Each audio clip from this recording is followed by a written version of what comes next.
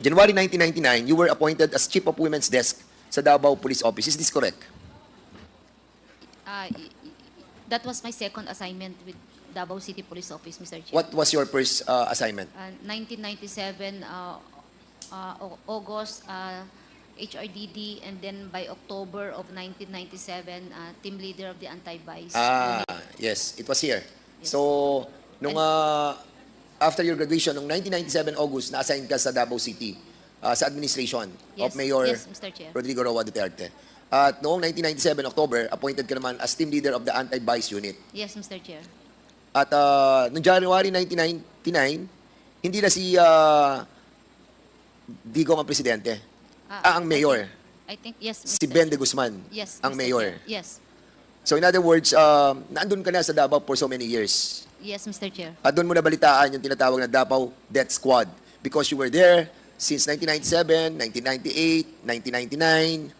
And when you were assigned sa SASA as Commander of Santa Ana Police Station from 2012 to 2016, that is 4 years. 4 na taon ka sa SASA. Almost 4 years, Mr. Chair. It's just 3 years and 6 months, I think. So in other words, matagal ka na rin talaga sa Davao na na-assign sa different positions. Yes, Mr. Chair.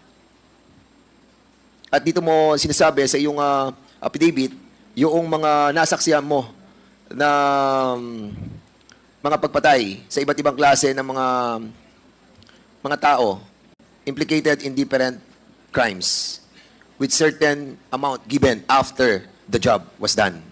Yes, Mr. Chair. Yes, at Mr. Chairman, andito po lahat yun. Nagnakaw, akyat bahay, yung mga binabanggit po dito sa affidavit ni Ms. Garma. And amount of 20,000 was given by those personalities that you have mentioned here. And there was also in your affidavit about the 5,000 that are being given every month para sa reimbursement naman na Yes. binibigay ni Yusek Muking. Yes, Mr. Chair. So, basically, Mr. Chairman, this is the pattern that was done in the Davao City during the time of the then Mayor Rodrigo Roa Duterte. And, ito yung nakikita natin na nangyayari sa buong bansa. And we need these personalities, Muking and si Pedro Parungo, to be here